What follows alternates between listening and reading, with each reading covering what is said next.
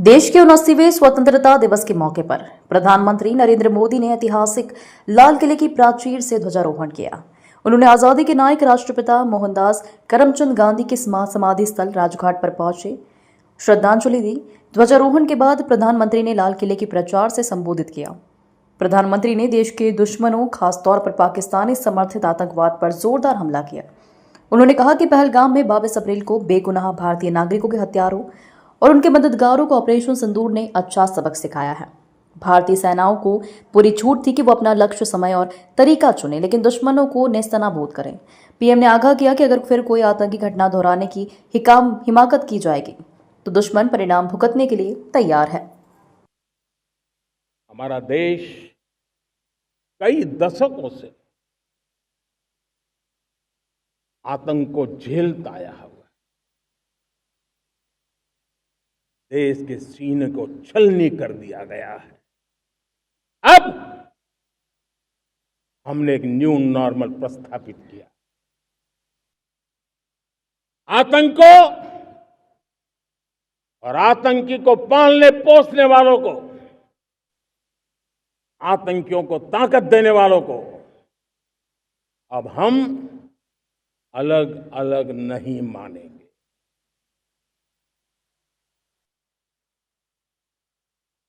वो मानवता के समान दुश्मन है, उनके बीच कोई फर्क नहीं है। अब भारत ने तय कर लिया है कि न्यूक्लियर की धमकियों को अब हम सहने वाले नहीं हैं। न्यूक्लियर ब्लैकमेल लंबे अरसे से चलाया, अब वो ब्लैकमेल नहीं सहा जाएगा।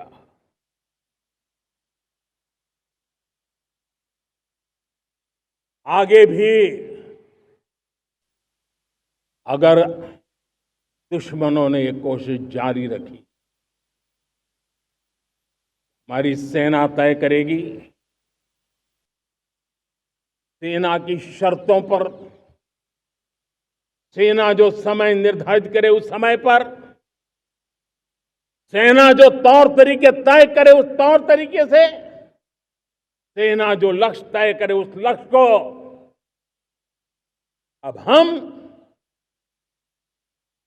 अमल में ला करके रहने वाले हैं। हम मुंह तोड़ जवाब देंगे। मुझे बहुत गर्व हो रहा है आज मुझे लाल किले की प्राचीर से ऑपरेशन सिंदूर के वीर जाबाजों को सैल्यूट करने का अवसर मिला है। हमारे वीर जाबाज सैनिकों ने दुश्मनों को उनकी कल्पना से परे सजा दी है। 22 अप्रैल को पहलगाम में सीमा पार से आतंकियों ने आकर के जिस प्रकार का कत्ले आम किया, धर्म पूछ करके लोगों को मारा गया। पत्नी के सामने पति को गोलियां दी, बच्चों के सामने अपने पिता को मौत के घाट उतार दिया गया। पूरा हिंदुस्तान आक्रोश से भरा हुआ था। पूरा विश्व भी इस प्रकार से संहार से चौंक गया था। मेरे प्यारे देशवासियों, ऑपरेशन सिंदूर उसी आक्रोश की अभिव्यक्ति है। 22 तारीख के बाद हमने हमारे सेना को खुली छूट दे दी। रणनीति वो तय करे, लक्ष्य वो तय करे, समय भी वो चुने, और हमारी सेना ने वो करके दिखाया जो कई दशकों तक कभी हुआ नहीं था। सैकड़ों किलोमीटर दुश्मन की धरती पर घुस करके आतंकी इमारतों को खंडहर बना दिया। पाकिस्तान की नींद अभी भी उड़ी हुई है। पाकिस्तान में हुई तबाही इतनी बड़ी है कि रोज नए नए खुलासे हो रहे हैं, नई नई जानकारियां आ रही हैं। बजट का बहुत बड़ा हिस्सा ये पेट्रोल, डीजल, गैस इन सबको लाने के लिए खर्च होता था। लाखों करोड़ रुपए चले जाते थे।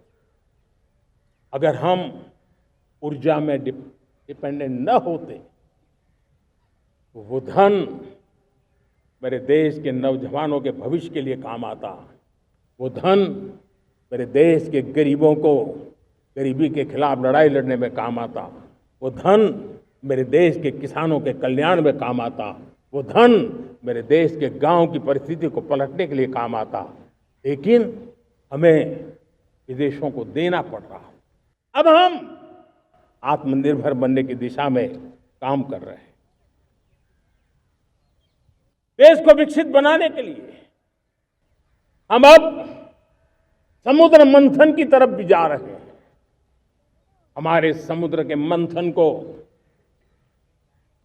आगे बढ़ाते हुए हम समुद्र के भीतर के तेल के भंडार, गैस के भंडार उसको खोजने की दिशा में एक मिशन मोड में काम करना चाहते हैं। और इसलिए भारत ने national deep water exploration mission शुरू करने जा रहा है।